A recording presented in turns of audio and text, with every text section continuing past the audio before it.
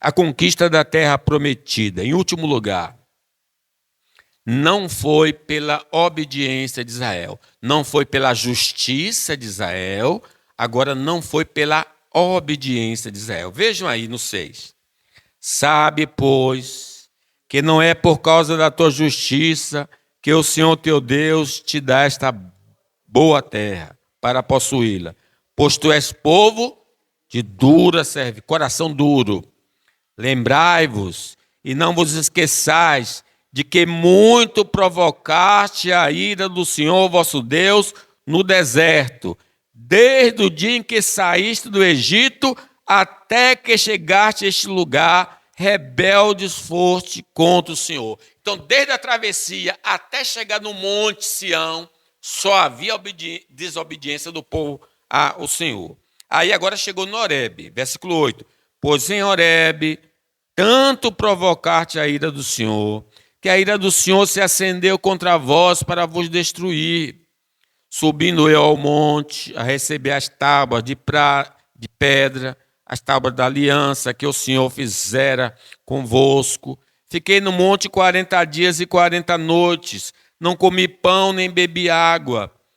Deu-me o Senhor as 2 tábuas de pedra, escritas com o dedo de Deus. E nelas estavam todas as palavras, segundo o Senhor havia falado convosco no monte, ao meio do fogo, estando reunido todo o povo. A fim de 40 dias e 40 noites, o Senhor me deu as 2 tábuas de pedra, as tábuas da aliança. E o Senhor me disse: levanta-te, desce depressa daqui, porque o teu povo que tiraste do Egito já se corrompeu, cedo se desviou do caminho que lhe ordenei, imagem fudida para si fez. Imagine, 40 dias depois já estavam se desviando. No versículo 23, quando também o Senhor vos enviou de Cádiz Barneia, dizendo: subi e possuí a terra que vos dei. Rebeldes fostes ao mandato do Senhor vosso Deus, e não creste, e não obedeceste a sua voz. Rebelde foste contra o Senhor, desde o dia em que vos conheci. Como descendentes de Adão, o traço mais marcante em nosso caráter é a desobediência ao Senhor, no coração, nas palavras e nas ações. Como Israel, nós somos assim, desobedientes ao Senhor, teimosos, resistentes à voz do Senhor. O que prevalece em toda a trajetória neste mundo é a nossa rebelião contra a vontade de Deus. Não é à toa que na oração dominical tem um item que Jesus mandou a gente orar. Perdoa as nossas dívidas. Sempre temos dívidas. O Davi diz: pequei contra ti somente, e fiz o que é mal perante os teus olhos. Como é que Deus pode abençoar uma pessoa que é pecadora? Não, ele não pode, ele tem que derramar o quê? A ira dele. Nossa deslealdade tem causado indignação em nosso Deus, e por isso ele tem se levantado contra nós. Deus disse: eu vou destruir esse povo, porque eles não querem me obedecer, né?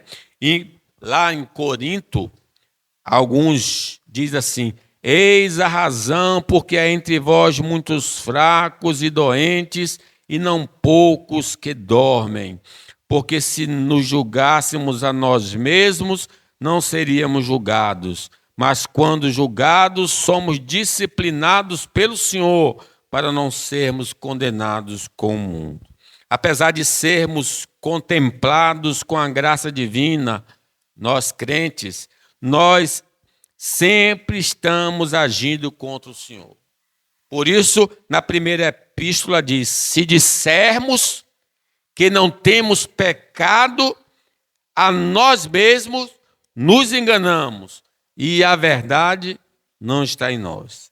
A nossa traição ao Senhor pode ser averiguada pela nossa atitude interna e externa para com a lei de Deus. Como é que eu sei que o povo pecou? É que eles fizeram o bezerro de ouro. Como é que eu sei que eu estou pecando? É só você botar os 10 mandamentos na sua frente e analisa a sua vida.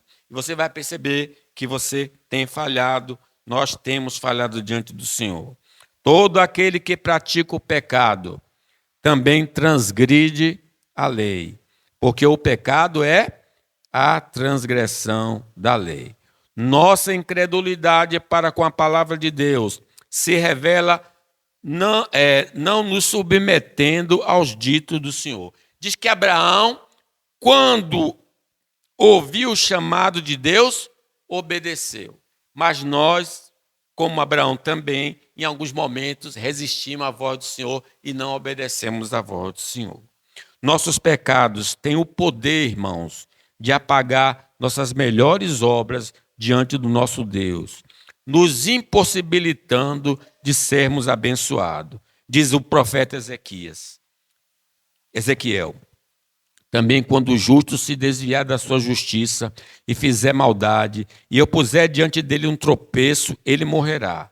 Visto que não o avisaste, no seu pecado morrerá, e suas justiças que praticara não serão lembradas.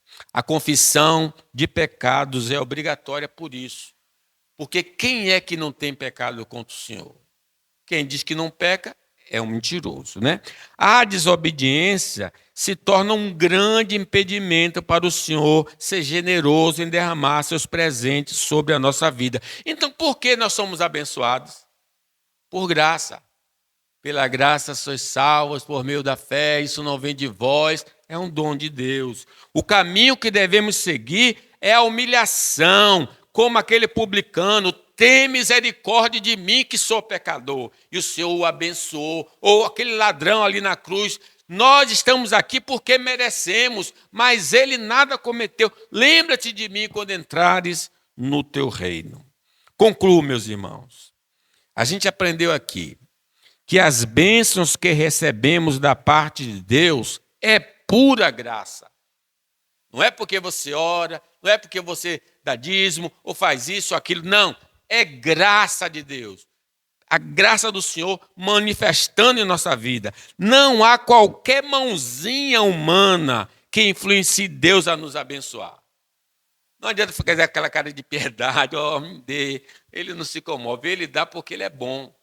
A sua misericórdia dura para sempre. As bênçãos que envolvem promessas de Deus envolvem atitudes humanas, como obedecer ou orar, mas a capacitação para efetuá-la vem da parte do Senhor.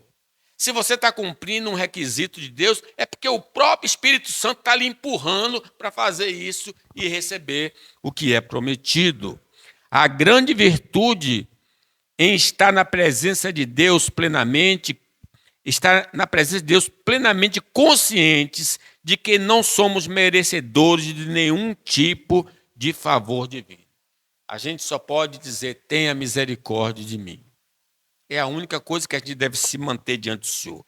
Esse pessoal que fica ensinando aí: eu decreto, Deus tem de me dar. Meu Deus, então essa pessoa é muito prepotente. Decreta o quê, meu filho? O que é que você está exigindo de mim? Você é santíssimo? Você é puríssimo para exigir alguma coisa de mim?